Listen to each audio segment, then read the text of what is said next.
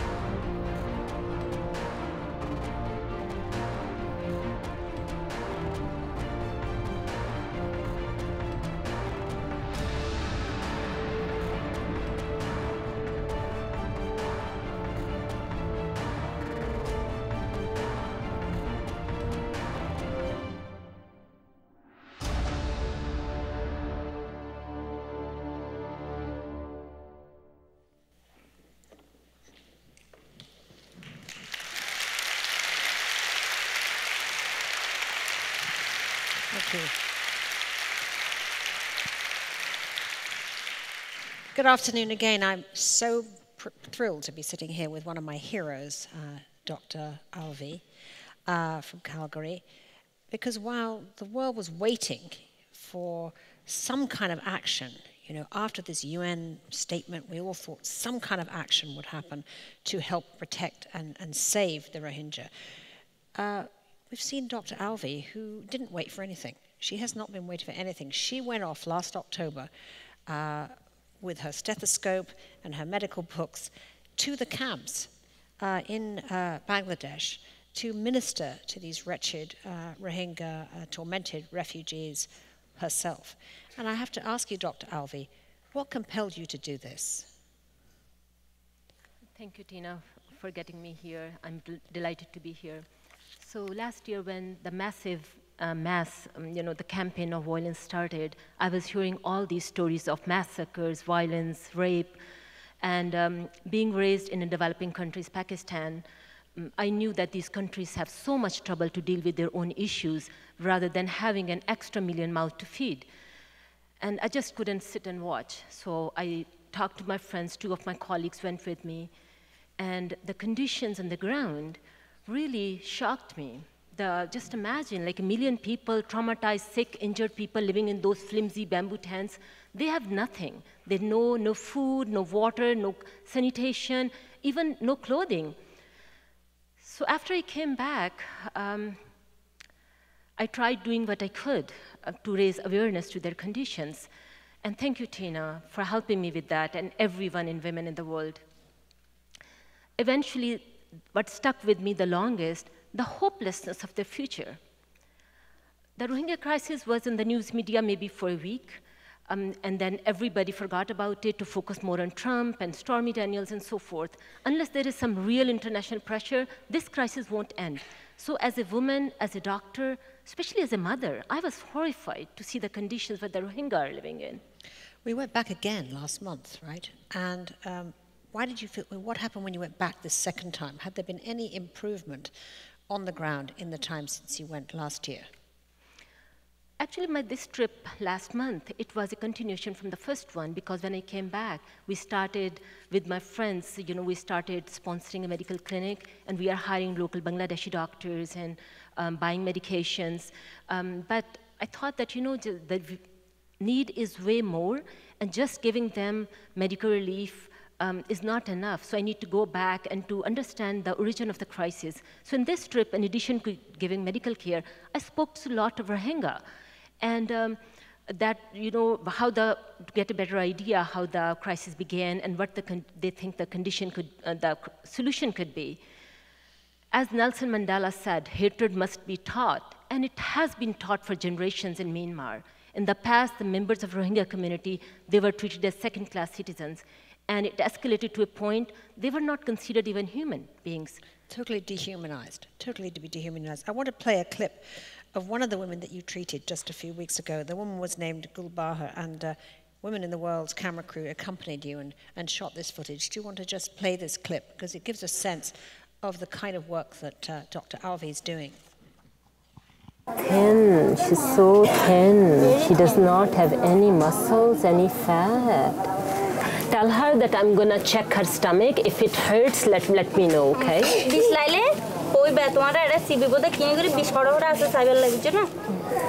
Does it hurt you? This place. This place. I don't have any food. I only eat when someone shares their curry with me. Otherwise, I go without food. You can ask her to sit up. I escaped with my neighbors. They carried my grandsons for me, and another neighbor helped me walk. I feel so lonely. I try to walk around the camp and leave my tent, but nothing feels good anymore. With a sick body, my life is coming to an end soon, and all around me is turmoil and anxiety. Sometimes I cannot hold my tears back. What will become of this woman? So this woman, we met this grandmother. She brought her two very sick grandkids to the clinic, and herself was sick. And on exam, I suspected a cancer. She has an abdominal mass. And she told us that when they killed her son and his wife, she fled to Bangladesh with the help of neighbors and brought these two grandkids, 3 and 5-year-old, to Bangladesh. And on the way, she broke her wrist also, and she had some other condition also. She had tremors all over the body. So she was not in any condition to take care of herself, and she's responsible for those two young grandkids. So as a mother, I was worrying about those grandkids. What's going to happen to them if something happens to Gulbahar? And this is a normal scenario in those tents. The lack of chaos, the chaos and the lack of authority in these tents make these children vulnerable for human trafficking. And there are a lot of reports already. So it was really hard on me. Well, it's incredible to think that these two kids are dependent on this woman who clearly is, just out of the kindness of her heart, and now she's suffering so badly herself. Were there other aid workers on the ground? I mean, why is the camp itself so chaotically administered? Just imagine there's like 1 million people living in those tents in such a short amount of time. Basically, they came in within the major influx came in the last year, in those 2-3 months. And there's a lot of NGOs working on the ground, lots of them, half of them, they have pulled their aid back now because it's been a year, there's nothing happening to them. Well, this is what's so really awful. I mean, I was very struck with what you said to me about how you felt there was so much wasted potential in these camps, that there are all of these people who have such human potential, and it seems like they have absolutely no feeling, belief, or actuality of getting out of there. When we go there, this time and last time, I met lots of people, especially teenagers. They were just hanging out, nothing to do, nowhere to go. And this one boy told me that he could not, in Myanmar, he was a very bright student, and he passed the admission test to the medical college, but he could not get into med school because he was a Rohingya. So, I was thinking that often we say that where's the next Albert Einstein? What about if the next Einstein is a girl in Africa and she's not getting education? What about if the next Einstein is a Rohingya boy in Myanmar who is struggling to survive and now wasting his life in these camps? So the point I'm trying to make that there's a loss of human potential in these camps, and the whole ethnicity is wasting their lives there. The amazing thing that I think people don't realize is how long and how brutal the persecution of the Rohingya have been, just simply because they are Rohingya.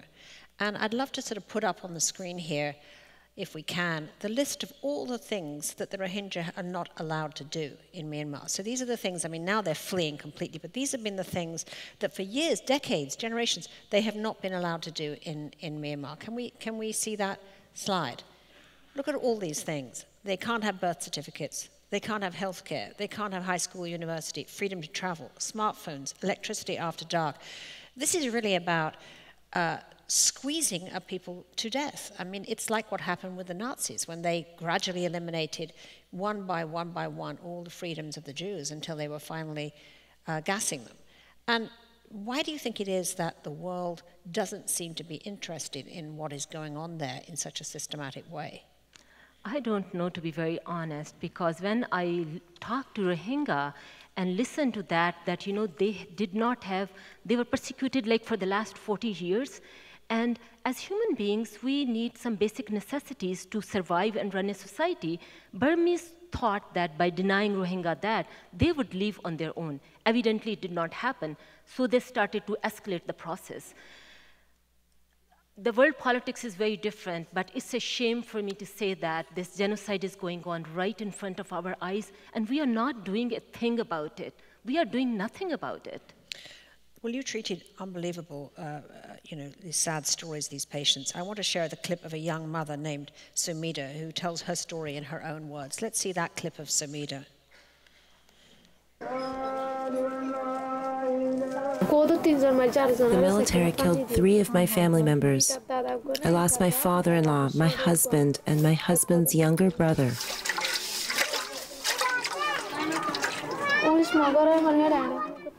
The military was firing bullets at the people, and they were throwing dirty water back at the soldiers. There was blood and guts everywhere. The military dragged all of the women in a room. That's when they took my husband and my baby. They did what they wanted with us. They raped us. We were locked in the room so we couldn't escape. They killed everyone else in the village, and then they left.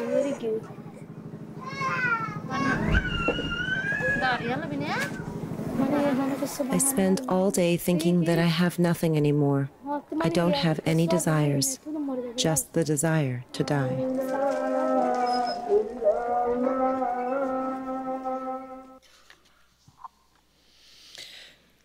What do you think is going to happen with Sunita? Will she stay there? Will she ever escape? Are any of them getting out? It's really hard for me to answer that. You know, this really struck me in this visit. This is a beautiful young 19-year-old girl. And as you saw in the video that they dragged her husband, when they took her husband, he was carrying their 6-month-old baby, who was found 2 days later covered in the blood near the dead body of his father, barely alive, by another woman. And Samita was gang raped. So Samita made to Bangladesh with this baby and with her younger brother. And she figured it out that she was pregnant. She still doesn't know who is the father. Is her husband or one of the many soldiers who raped her? So Samita's story is very typical of other women in Rohingya villages. There were about 90,000 pregnant women. Most of them were pregnant due to rape. And there are lots of reports now within the last year because it's a shame for them. They tried to abort themselves with unsterilized needles and bamboo sticks and ended up getting a nasty, life-threatening infections. I have lots of reports that the women were raped in front of their children. Sometimes they were raped beside the dead bodies of the children. There are really no words to describe, you know, the crime of this scale is. So the point I'm trying to make, these Rohingya mothers, they are human beings like us. And they have the same organs, they have the same heart that feels the pain. And again, I'm ashamed to say that as their fellow human being, that we are not doing anything about them. Lots of Rohingya told me that when they were escaping to Myanmar, Bangladesh border from Myanmar, they saw lots of newborn babies, some of them with their cords attached, some of them with their dead mothers on the side, some of them were alone because mothers were too weak to carry them to the borders because they were literally surviving on banana leaves. So what kind of humanity is there? And I was, you know, as a mother, as a woman, I was shocked to hear that. I think what is also very shocking is that Aung San Suu Kyi, who got a Nobel Prize, a Nobel Peace Prize, has done absolutely nothing now that she's out of house arrest and now that she's involved in politics. And she has done absolutely nothing to stop, to speak out against this Buddhist hatred. And I mean, why do you think this Buddhist hatred has become so intense? I mean, why do they hate the Rohingya as much as they do? You know, I don't know, because to me, and talking to lots of Rohingya, these Buddhists and the Myanmar army, they have cultivated hatred and violence against Rohingya. They are breeding hatred literally for generations. So as a doctor, when I went there, I was struggling to address that pain because the Rohingya know it, that why they are persecuted, why they are targeted, because it's not like they have done something wrong, because they exist in this world. So it's a very broader injury, broader trauma, it's a generational trauma, and I did not know how to address that pain. After coming back, Tina, this time, I was talking to my colleagues. There were textbook of psychiatry, DSM-5. They need to design a definition for the trauma and pain that Rohingya have gone through, because PTSD, post-traumatic stress disorder, does not accurately describe what the Rohingya have gone through. They know it, they feel it, that they are targeted because they are Rohingya, they exist. That's unbearable to even consider, because there's no remedy for them of that situation, of who they are. I mean, one tends to think that Aung San Suu Kyi, frankly, should be giving back her Nobel Prize, and why she has not spoken out is deeply distressing. Do you think that the international community should be shaming her more for that? Of course. I don't think so. She was an innocent bystander. She is complicit in her actions. Whenever she talks, defends her army, and she has said or done nothing. And people living in Canada and United States, we have to recognize that she has no right to the Nobel Prize that she won and the honorary citizenship that our country gave her. Well, that would be nice to see revoked. I think that would be an excellent thing, perhaps, if Canada could revoke that citizenship, in repudiation of her disgraceful lack of humanity in this situation. Canada just pledged $300 million for these refugees. Do you think that, what can the international community do? Practical terms. I mean, the camps themselves are in terrible conditions, correct? I mean, what would you like to see happen now, aside from the obvious, which is this actually stops? What are the practical steps that could be taken to help the Rohingya at this moment? You know, it's great that Canada has stepped up and announced this big aid. It's more than most nations are giving, but actually this aid money is not going to do anything. It's just like putting a Band-Aid on the bleeding vessel. If we send even billions, it's not going to address it. I like Canada to step up, and especially our Prime Minister, I like him to step up because he's one of, people know it, that he's one of the good guys, and the stances he will take are going to be the moral ones. So I want him to step up and declare at least what it is. It's a genocide. Because Canada has not declared it is a genocide. It's going on right in front of our eyes, and we are not doing anything about it. So I think, being Canadian, I like Canada to step up and take some concrete steps to make an impact on this crisis. And also, I have a couple of suggestions for our Prime Minister, because the Burmese are, as I said earlier, are, the breeding hatred for generations. The Rohingya were not allowed to get education. So, and army, before the main push last year, they hunted down their education, anybody who has secondary education and professionals like engineers, doctors, in order to deprive Rohingya of their leadership. So it is also hard to rebuild the society, functioning society after that, just as we see Cambodia. So we really need to educate those people.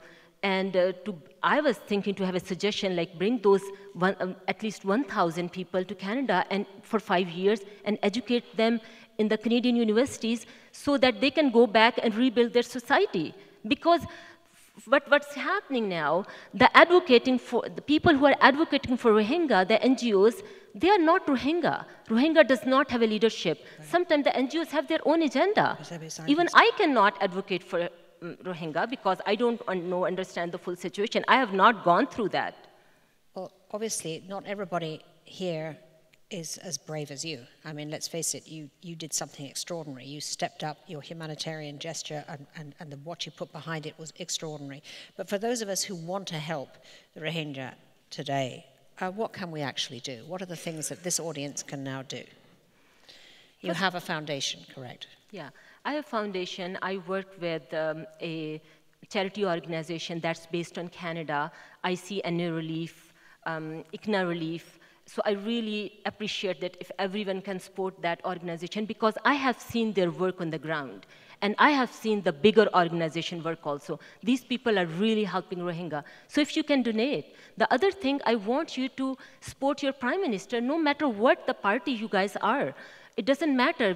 We have to gather up together as Canadian, as human beings, to support these mothers who are waiting for our support.